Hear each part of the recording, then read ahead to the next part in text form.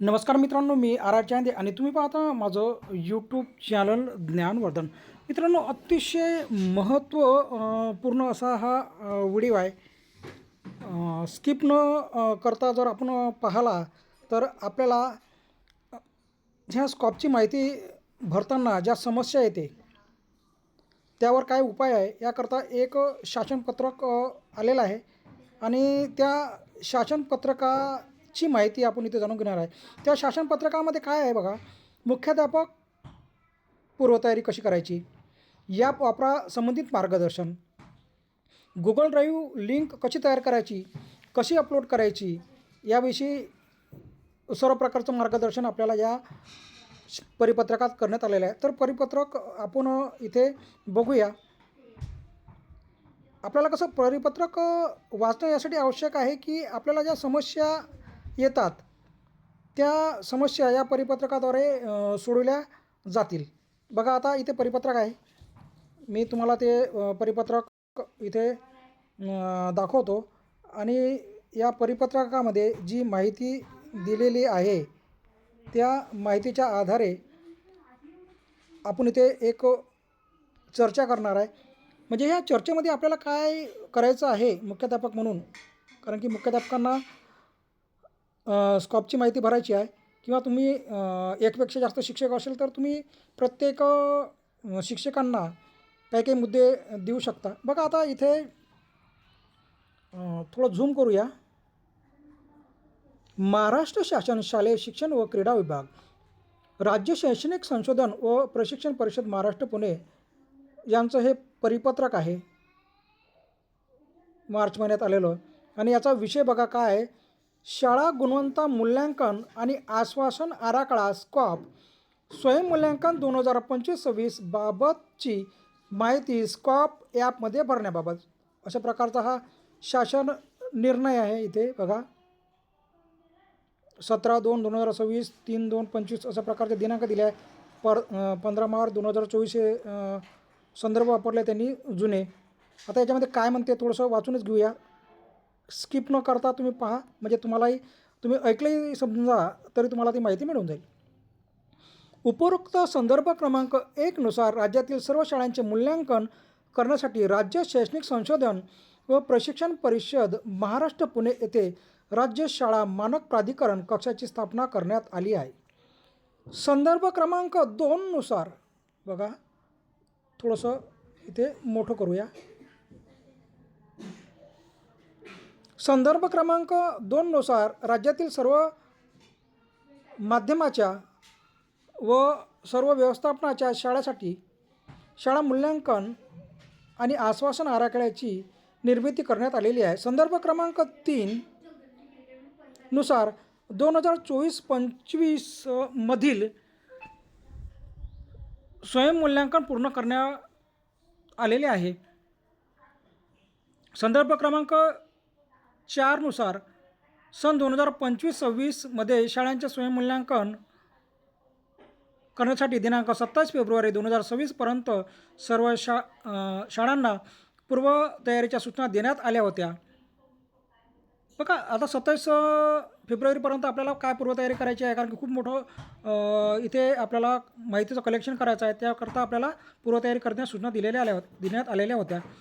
सर्व माध्यमाच्या या सर्व व्यवस्थापनाच्या शाळेसाठी विकसित करण्यात आलेल्या शाळा गुणवत्ता मूल्यांकन आणि आश्वासन आराखड्याची प्रभावी अंमलबजावणी करण्याची जबाबदारी प्राचार्य, जिल्हा शिक्षण व प्रशिक्षण संस्था, शिक्षणाधिकारी प्राथमिक, शिक्षणाधिकारी माध्यमिक यांची असेल. संकेतस्थळावर सर्व शाळांची नोंदणी व स्वयंमूल्यांकन करून घेण्याची जबाबदारी प्राथमिक शाळांच्या व माध्यमिक शाळांच्या संदर्भाने अनुक्रमे शिक्षणाधिकारी प्राथमिक, शिक्षणाधिकारी माध्यमिक यांची राहील. शाळांना मूल्यांकन संदर्भात तसेच शाळा विकास आराखडा निर्मिती संदर्भात गरजेनुसार मार्गदर्शन करण्याची जबाबदारी प्राचार्य, जिल्हा शिक्षण व प्रशिक्षण संस्था यांची राहील. सन 2025-26 मध्ये शाळांचे स्वयंमूल्यांकन पूर्ण करण्यासाठी राज्य शैक्षणिक संशोधन व प्रशिक्षण परिषद महाराष्ट्र पुणे यांच्या ma.ac.in या वेबसाईटवरील स्कॉप टॅबमध्ये स्वयंमूल्यांकनासाठीची लिंक 16 मार्च 2026 ते 15 एप्रिल 2026 रोजी सायंकाळी 6 वाजेपर्यंत उपलब्ध करून देण्यात येणार आहे. बघा, 16 मार्चपासून ही लिंक सुरू झालेली आहे आणि 15 एप्रिल 2026ला 6 वाजता बंद होणार आहे.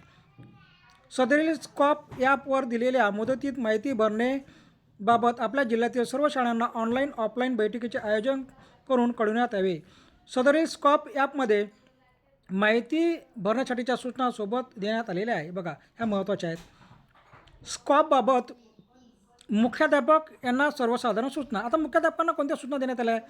स्कॉप स्वयंमूल्यांकन माहिती भरण्यापूर्वी करायच्या बाबी. आता आपल्याला कसं स्कॉप माहिती डायरेक्ट भरायची नाही आहे, त्याकरता आपल्याला पूर्वतयारी म्हणून ह्या गोष्टी आपल्याला करायच्या आहे. आता कोणत्या गोष्टी करायच्या आहे हे बघा. इथे माहिती भरण्यापूर्वी आपणाला देण्यात आलेला स्कॉप सुधारित मार्गदर्शन पुस्तिकेचा अभ्यास करावा. बघा, स्कॉपच्या पुस्तका दिलेल्या आहे, त्याचा आपल्याला अभ्यास करायचा आहे. ही मार्गदर्शक पुस्तिका आपणाला SCERTच्या ma.ac.in या वेबसाईटवर स्कॉप टॅबमधील स्कॉप सुधारित मार्गदर्शक पुस्तिका सब टॅबवर उपलब्ध करून देण्यात आलेली आहे. स्कॉपबाबत SCERTच्या ma.ac.in या वेबसाईटवर स्कॉप या टॅबमधील स्कॉप व्हिडिओ सब टॅबवर उपलब्ध असणारे सर्व व्हिडिओ पहा. बघा, जी आपल्याला साईट दिलेली आहे ma.ac.in या साईटवर व्हिडिओ उपलब्ध आहे, कशा प्रकारे माहिती भरायची, त्यानंतर इथे पुस्तकासुद्धा उपलब्ध आहे असं त्यांचं इकडे म्हणणे आहे. बघा, वेबसाईटवर देण्यात आलेल्या शासन निर्णयाचे वाचन करावे. बघा, शासन निर्णयाचे वाचन करायचे आहे. आपण जे वाचन करत आहे ते वेबसाईटवर देण्यात आलेल्या स्कॉप या टॅबमधील अनुक्रमांक 3 स्कॉप डॅशबोर्ड, अनुक्रमांक 4 स्कॉप कृती आराखडा ॲक्शन प्लॅन, अनुक्रमांक 5 स्कॉप श्रेणी मिळालेल्या शाळांचे मानकनिहाय पुरावे, अनुक्रमांक 6 स्कॉप सहाय्यक स्कॉप चार्टबोर्ड आणि अनुक्रमांक 7 स्कॉप मानकनिहाय क्षेत्रनिहाय स्तरनिहाय पुराव्यांची यादी या टॅबमध्ये देण्यात आलेल्या माहितीचे अवलोकन करावे.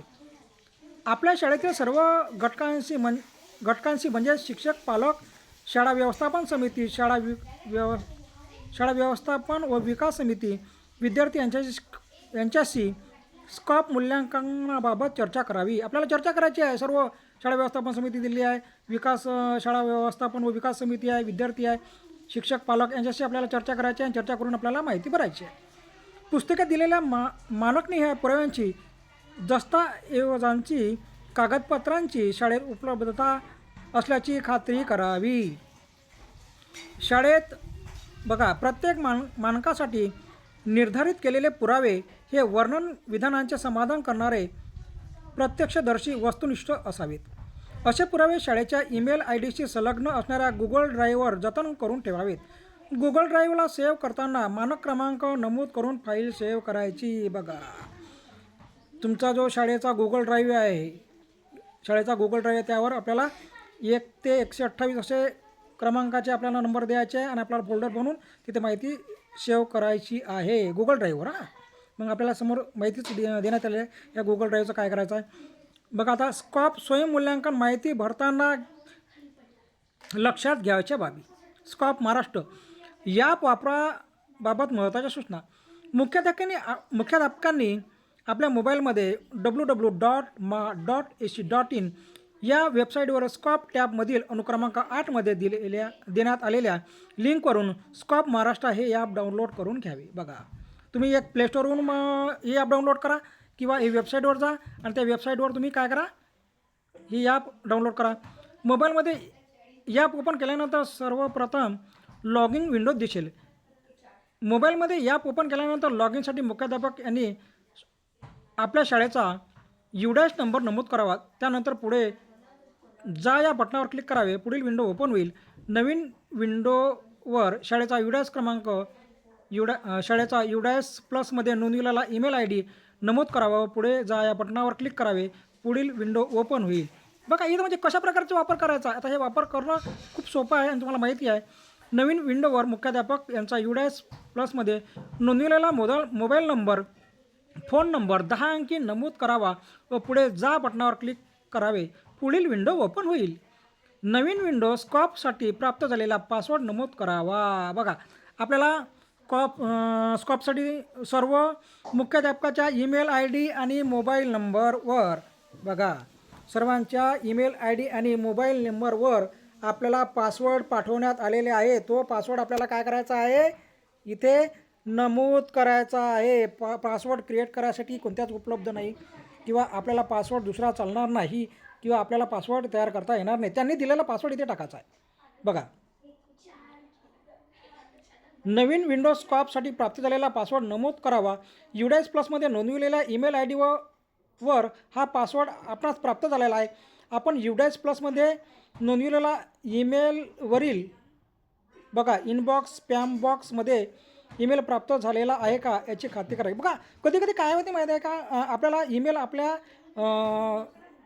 जो आपलं ईमेल अकाउंट आहे त्यामध्ये कधी ईमेल आपल्याला दिसत नाही. मग हे ईमेल कुठं जमा होतात किंवा कुठं दिसतात, तर आपल्याला इनबॉक्स किंवा स्पॅम बॉक्स म्हणजे आपल्याला 3 आडव्या रेषा त्यावर क्लिक केलं तर आपल्याला स्पॅम दिसेल. त्या स्पॅममध्ये आपल्याला जर ईमेल प्राप्त झालेला नसेल किंवा माहीत नसेल तर स्पॅममध्ये जमा झालेला आहे का तिथं ते पाहावे. कधी कधी इथे जमा होते. कारवाई करावी, पुढे जा बटनावर क्लिक करावे, पुढील विंडो ओपन होईल. येथे बघा काय म्हणते बघा, इथे आपल्याला शाळेचा UDIS नंबर मुख्याध्यापक यांचा UDIS प्लसमध्ये नोंदविलेला मोबाईल नंबर, शाळेचा UDIS प्लसमध्ये नोंदविलेला ईमेल आय डी, स्कॉपसाठी प्राप्त झालेला पासवर्ड दिसेल. त्यासाठी लॉग इन बटन दिसेल. या बटनावर क्लिक केल्यास पुढील विंडो ओपन होईल. येथे आपणास 3 टॅब दिसतील. पहिल्या टॅबमध्ये शाळेच्या संबंधित सर्व माहिती, नाव, शाळेचा UDIS नंबर, मुख्याध्यापकाचे नाव, केंद्र, तालुका, आपली माहिती बरोबर असल्याची खात्री करावी. बघा, या ॲप डाउनलोड केल्यानंतर आपल्याला काय करायचं आहे, खात्री करायची आहे की बरोबर आहे, माझी शाळा आहे का, माझ्या शाळेचा UDIS नंबर आहे का, मुख्याध्यापकाचं नाव बरोबर आहे का, केंद्र बरोबर आहे का, तालुका बरोबर आहे का, जिल्हा बरोबर आहे का, हे सर्व खात्री करायची आहे. तेव्हा समोर आपल्याला काय करायचं आहे, समोर जायचं आहे. त्याखाली बघा, त्याखाली स्वयंमूल्यांकन करा हा दुसरा टॅब दिसेल. वर क्लिक करावे, पुढील विंडो ओपन होईल. मग आपल्याला काय करायचं आहे, माहिती भरायची आहे, स्वयंमूल्यांकन करायचं आहे. तिथे आपल्याला स्वयंमूल्यांकन करा स्टार्ट असा काही टॅब दिसेल, त्यावर आपल्याला क्लिक करायचं आहे. येथे सुरुवातीला सारांश दिसेल. एकूण मानकांची संख्या 128 आहे. बघा, एकूण मानक 128 आहे. प्रतिसाद नोंदविलेल्या मानकांची संख्या 0, प्रतिसाद न नोंदविलेल्या मानकांची संख्या 128, प्राप्त गुण एकूण गुण 0,512. म्हणजे आपल्याला असं जेव्हा तुम्ही प्रथम लॉग इन व्हाल तर अशा प्रकारे आपल्याला इथे दिसेल. बघा, त्याखालील 1 ते 128 मानके क्रमांक दिसतील. ज्या मानकासाठी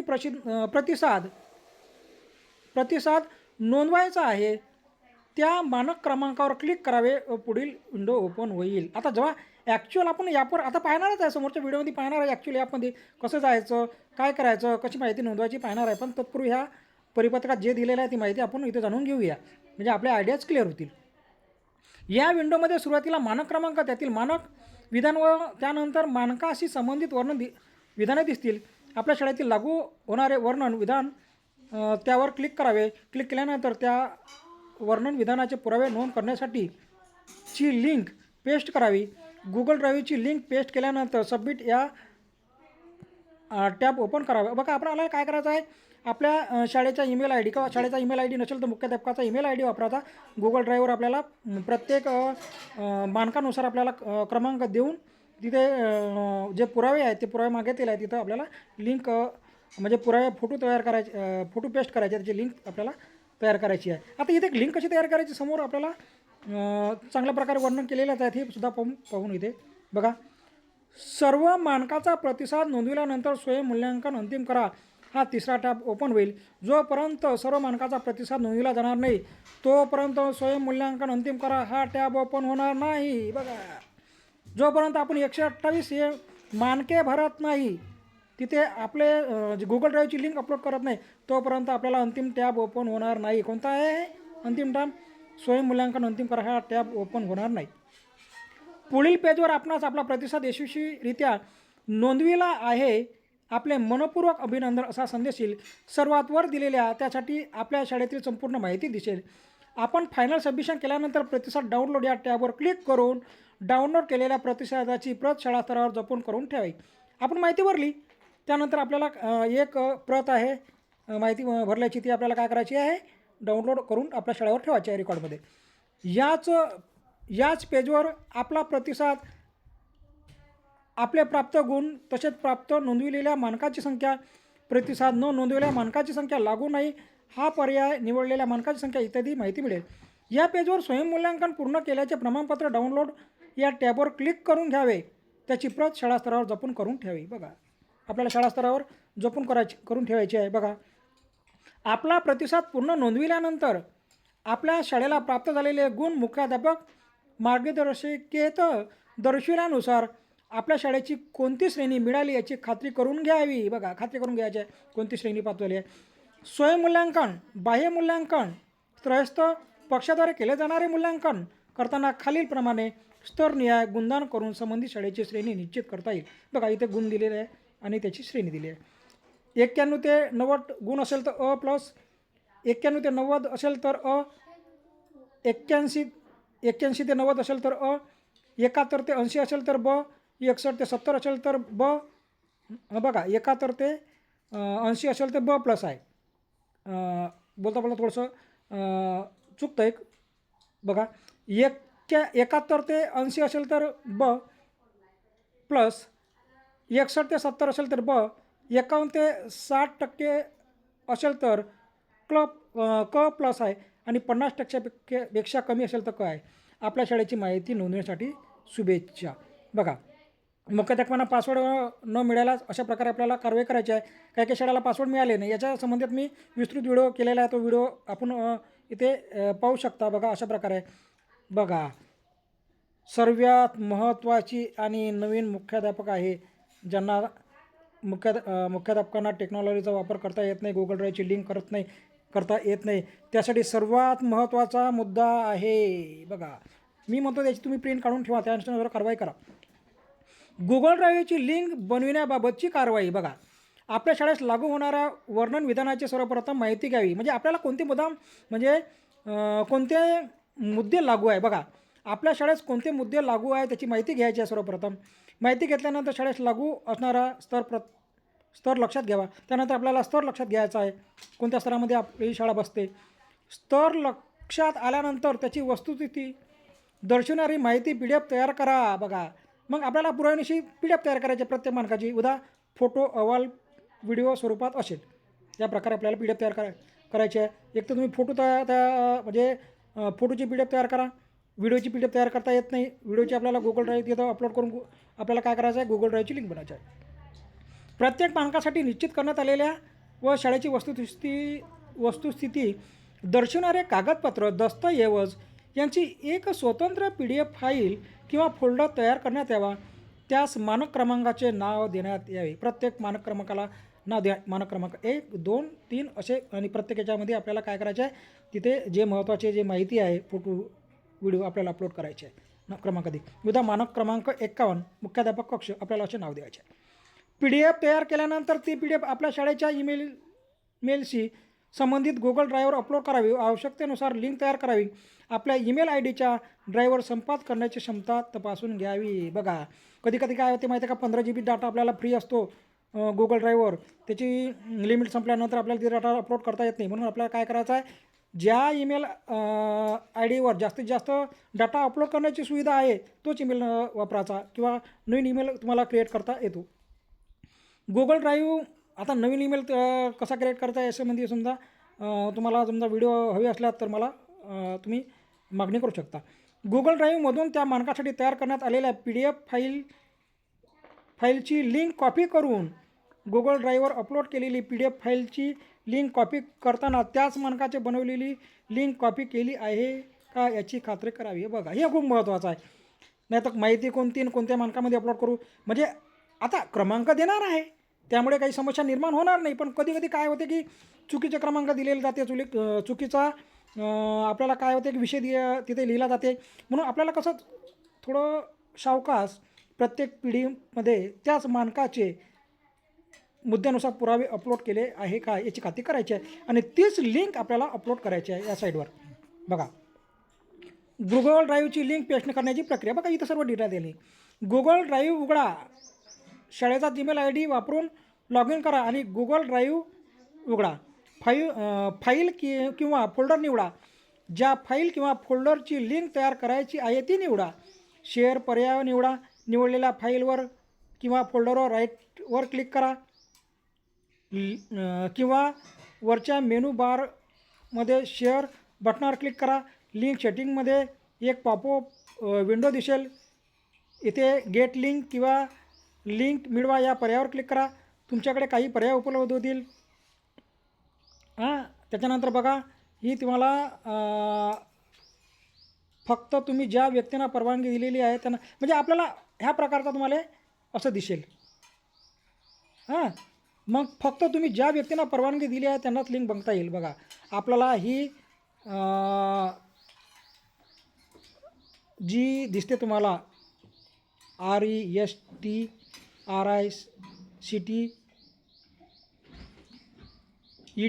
अशा प्रकारे आलं तर मग याचा अर्थ काय होतो बघा की ही मर्यादित आहे. म्हणजे तुम्ही ज्या व्यक्तींना परवानगी दिली आहे त्यांनाच बघता येईल.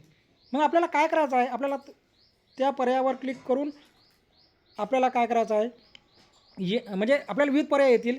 एनीवन विथ लिंक या पर्यायावर ही सेटिंग ठेवायची आपल्याला. एनीवन विथ लिंक म्हणजे असं केलं आपण एनीवन विथ लिंक तर आपल्याला काय होईल, सर्वच जणांना ती लिंक पाहता येईल. जेवढे काही व्ह्यूवर आहेत त्यांना ती लिंक पाहता येईल. लिंक कॉपी किंवा लिंक कॉपी करा या बटनावर क्लिक करा. मग आपल्याला काय करायचं, लिंक कॉपी करा या बटनावर क्लिक करा. मग बघा समोर काय दिलेलं बघा, जिथे लिंक पेस्ट करायची आहे ती जागा निवडा. मानकाखाली दिलेल्या टॅबमध्ये तुम्हाला फाईलची कॉपी दिसेल. कॉपी दिलेली लिंक पेस्ट करा. मग आपल्याला तिथं काय करायचं आहे, त्या मानकाच्या खाली क्लिक करायचं आहे, तिथं लिंक कॉपी पेस्ट करायची आहे. कर्सर ठेवून राईट क्लिक करा. पेस्ट पर्याय निवडा किंवा क्लिपबोर्डवरील CTRL+V शॉर्टकट वापरून लिंक पेस्ट करा. प्रत्येक मानकाचे वस्तुस्थितीदर्शक पुरावे दर्शविणारे मानकनीय पुरावे हे त्या फोल्डरमध्ये असावे. पेस्ट लिंक केल्यानंतर त्याखाली असणारा सबमिट करा हा टॅब ओपन होईल. त्यावर क्लिक करा. अशा प्रकारे आपल्या शाळेचे लागू असणाऱ्या सर्व मानकाची स्थिती करून माहिती पूर्ण करावी. एखाद्या मानकासाठी प्रतिसाद नोंदवून सबमिट केल्यानंतर आपणाला नोंदवण्यात आलेल्या प्रतिसादात बदल करायचा असल्यास अथवा गुगल ड्राईव्हची लिंक बदलायची असल्यास आपण केव्हाही किती वेळा बदल करू शकतो. बघा म्हणजे नकळत आपण चुकीची समजा लिंक गुगल ड्राईव्हची लिंक अपलोड केली, माहिती जर चुकीची असेल तर आपल्याला कधीही ती गुगल ड्राईव्हची लिंक आपल्याला काय करता डिलीट करून पुन्हा अपलोड करता येते. आपली माहिती फायनल सबमिट केल्यानंतर गुगल ड्राईव्हवर मानकासंबंधी तयार केलेली फाईल अथवा फोल्डर यामध्ये कुठलीही बदल करू नये किंवा ती फाईल डिलीट करू नये. बदल अथवा डिलीट केल्यास बाह्य मूल्यांकन कार्यालय बाह्य मूल्यांकन संस्थेकडून केल्या जाणाऱ्या मूल्यांकनासाठी ती फाईल उपलब्ध होणार नाही. त्यामुळे मूल्यांकनात अडथळा येऊ शकतो. बघा एकदाची माहिती सबमिट केल्यानंतर आपल्याला त्या माहितीला काही छेडछाड करायची नाही आहे, डिलीट करायची नाही आहे किंवा इतर काही गोष्टी करायच्या नाही आहे. त्या माहिती तशीच राहू द्यायची आपल्याला. जर आपण काय डिलीट केलं किंवा इतर काही तिथे हुशारी केली तर काय होईल माहिती आहे काय, जेव्हा तुम्हाला त्रयस्थ ज्या संस्था येईल ते आपल्या शाळेचं मूल्यांकन करतील बाह्य मूल्यांकन, तेव्हा ती माहिती तिथं बाह्य मूल्यांकनासाठी उपलब्ध असणार नाही. म्हणून ते डिलीट करू नका. आपल्या शाळेसाठी लागू नसणाऱ्या मानकासाठी वर्णन विधानाच्या खाली दर्शवण्यात आलेला लागू नाही या पर्यायावर क्लिक करावे. लागू नाही या पर्याय निवडल्यास फाईल लिंक पेस्ट करण्याची आवश्यकता नाही. सबमिट ॲप ओपन करावे. आता काही मुद्दे आपल्याला लागूच नाही आपल्या शाळेकरता. काही शाळा प्राथमिक आहे, माध्यमिक आहे, त्यासाठी काही मुद्दे लागू नाही आहे, खालच्या PDF दिलेले आहे. तर काय करायचं आपल्याला, सर्वात खाली जे पर्याय आहे लागू नाही त्यावर क्लिक करा. लागू नाही पर्यायावर क्लिक केल्यानंतर मग त्या आपल्याला तो सबमिट करून टाकायचा डायरेक्ट. काही तिथे आपल्याला गुगल ड्राईव्हची लिंक वगैरे पेस्ट करण्याची आवश्यकताच नाही, कारण की तो मुद्दा लागूच नाही ना आपल्याला. मग कशाला तिथे माहिती भरायची. आपल्या शाळेसाठी कोणती मानके लागू नाहीत हे खालील तक्त्यात दिलेले आहे, त्यानुसार आपला प्रतिसाद नोंदवा. बघा आता आपल्याला कोणते मुद्दे लागू नाही इथे दिलेले आहे. शाळेचा प्रकार पहा. प्राथमिक शाळा 1 ते 4, 1 ते 5 वसतिगृह नसलेल्या, ज्या शाळेमध्ये वसतिगृह नाही, जिल्हा परिषद शाळा आहे तिथं वसतिगृह नाही आहे, नगर परिषदेच्या शाळा आहे वसतिगृह नाही आहे, या शाळेसाठी कोणते मुद्दे लागू नाही. बघा मुद्दा क्रमांक 4, 10, 11, 12, 13, 14, 15, 16, 26, 63, 64, 65, 66, 67 आणि 73 असे एकूण 15 मानके आपल्याला लागू नाही आहे. आपल्याला 113च मानकाची माहिती भरायची आहे. एकूण मानके 128 आहे बघा. म्हणजे जास्तीत जास्त जिल्हा परिषदच्या शाळा आहेत, वसतिगृह नाही तिथे. ज्या प्राथमिक शाळा 1 ते 5, 1 ते 4 वसतिगृह असल्यास बघा, ज्या शाळेमध्ये वसतिगृह आहे, हॉस्टेल आहे, त्यांना इथे 4, 10, 11, 12, 13, 14, 15, 16, 26, 63, 73 असे 11 मुद्दे लागू नाही आहे. 117 मुद्द्याची माहिती त्यांना 128 पैकी भरायची आहे. तसंच आपल्याला इथे 1 ते 7च्या शाळा वसतिगृह लागू नसलेल्या मुद्दे दिलेले आहे आणि वसतिगृह लागू नसल्यास आणि वसतिगृह लागू असल्यास इथे सर्व प्रकारचे मुद्दे दिलेले आहे. आणि अशा प्रकारे विविध तुम्हाला इथे मुद्दे दिले आहे बघा. लागू नसणारे मानक क्रमांक, वाहतूक सुविधा व वाहतूक सुविधा न पुरवणाऱ्या शाळेसाठी, आपल्या ज्या शाळा वाहतूक सुविधा पुरवत नाही, ज्या प्रायव्हेट शाळा आहेत, कॉन्व्हेंट वगैरे आहेत, CBSCच्या, त्या वाहतूक सुविधा पुरवतात, त्यासाठी मुद्दा हा लागू आहे, बाकी शाळेसाठी लागू नाही. शाळा केवळ मुलांची असल्याने 99 क्रमांकाचा मुद्दा लागू नाही. तशा प्रकारे उच्च माध्यमिक फक्त आर्ट व कॉमर्स शाळेसाठी लागू नसणारे मानक 24. तर मित्रांनो, अशा प्रकारे हा जे शासनपत्रक दिलेलं आहे, त्या शासनपत्रकाचं वाचन करा.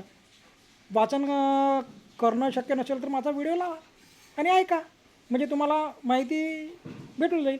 नाहीतर मग या परिपत्रकाचं काय करा, प्रिंट काढा, त्याद्वारे माहिती घ्या. तर मित्रांनो, हा व्हिडिओ अतिशय महत्त्वाचा आहे आणि खास करून मुख्याध्यापकच नाही, सहाय्यक शिक्षकासाठी सुद्धा महत्त्वाचा आहे. तुमच्या शाळेमध्ये 4-5 जणांचा स्टाफ असेल, त्याचे डिवायडेशन करा. 128 मुद्द्यापैकी जे मुद्दे आहेत ते मुद्द्यासाठी मुख्याध्यापकांना मदत करा. कारण की तुम्हालाही एक दिवस मुख्याध्यापक बनता येईल, म्हणजे बनण्याची संधी मिळेल, तेव्हा तुम्हाला सोपं जाईल खूप. म्हणून तुम्ही मदत करा आणि सर्व टीमवर्क म्हणून हे काम केल्यास लवकरात लवकर माहिती आपल्याला भरता येईल. ज्या शाळेत एकच शिक्षक आहे त्यांना तर तारेवरची कसरतच आहे एवढी माहिती भरणे, पण सर्व काही तुम्ही नियोजन केलं तर शक्य होईल. तर मित्रांनो, अवश्य ह्या व्हिडिओचा लाभ घ्या, इतरांना शेअर करा. धन्यवाद.